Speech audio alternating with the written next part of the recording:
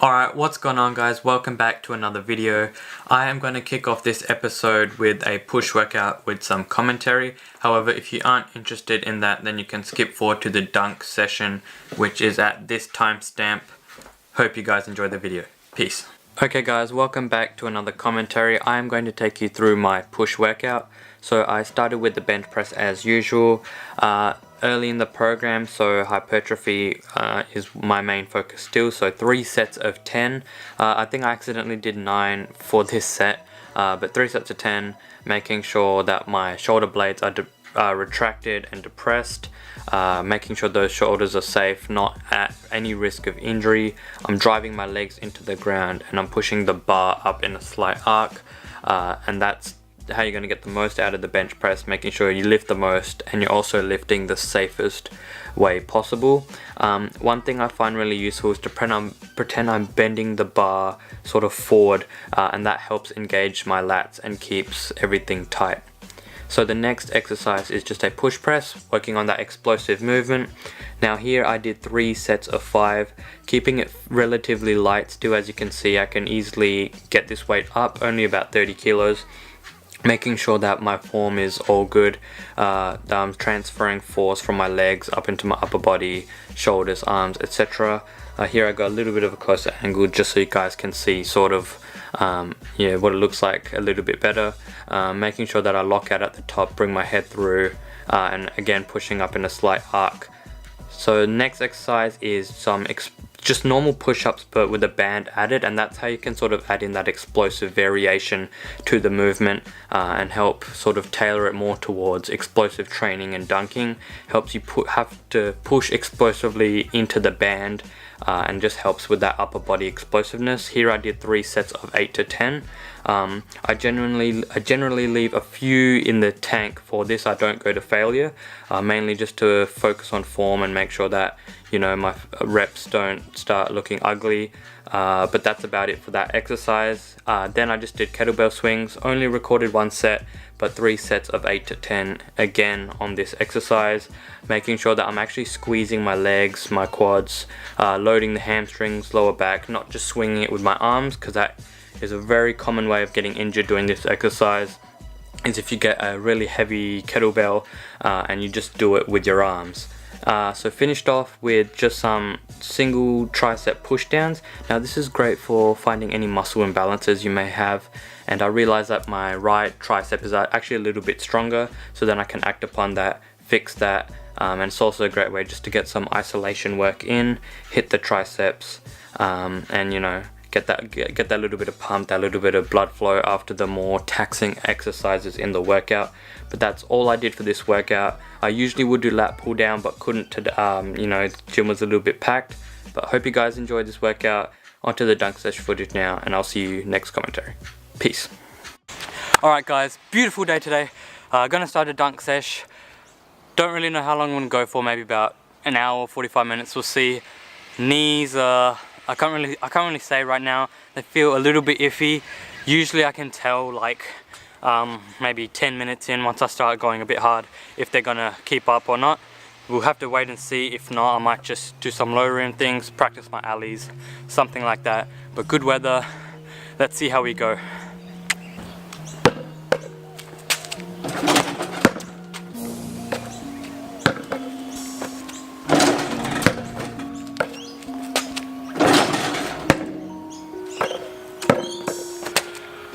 Chuki,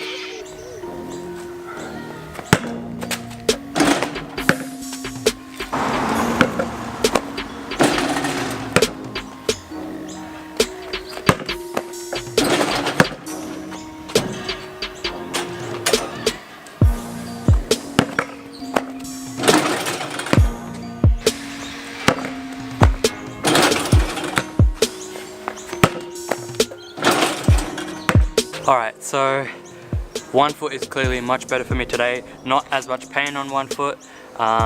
2 feet hurts upon landing, hurts upon jumping. So try stick more to 1 foot. If that starts to hurt, might chuck in some 2 foot jumps here and there. But so far 1 foot is seeming to be the better option today. Let's try and get some more dunks.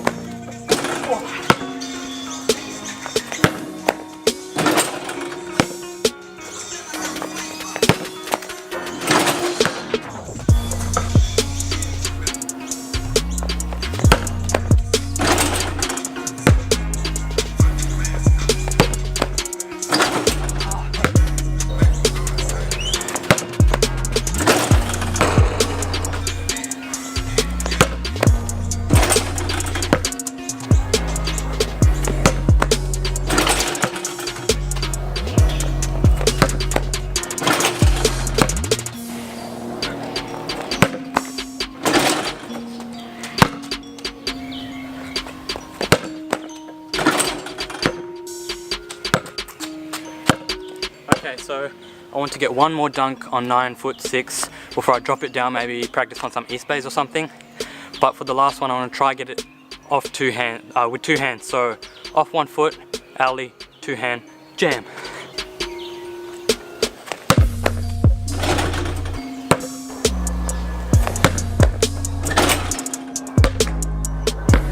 Okay, wasn't able to get 2 hands.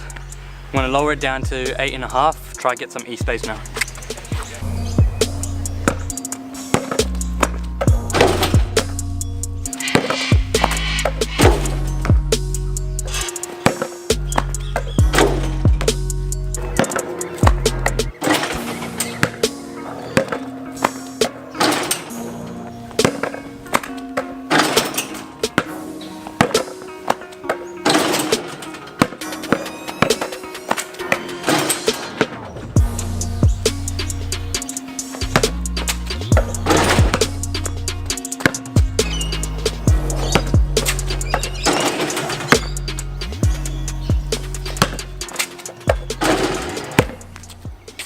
Okay guys, that is a wrap. I said I'd only go for about 45 minutes, but ended up going for almost an hour and a half, but my knees stayed pretty healthy throughout the whole dunk sesh, so I thought, you know, why not? I could make the most of it. I did some dunks on 9.5 and then just some east bays. That's about it. That's all I really had in mind before the dunk session anyway. But I just wanted to talk about one thing in particular, and that's why it's so important and why I think it's so important to not only train your 1 foot jump but also your 2 foot jump, and to be good at both of them. And the reason being is because, for example, today I could not jump off 2 feet to save my life. If I couldn't jump off one, then I probably would have just called it a day there, went inside, ate some ice cream and cried myself to sleep. But in all seriousness, because I couldn't jump off 2, then I was easily be able to switch to 1 and still have a good session jumping off 1 foot. And the reason being is because I train specific to both of them. I don't just train only to improve my 2 foot jump or only to improve my 1 foot jump. And so, you know, if you come across maybe an injury or, you know, just a day where you're not good at one of them, you can just switch to the other and still have a good session, still get some jumping in, etc.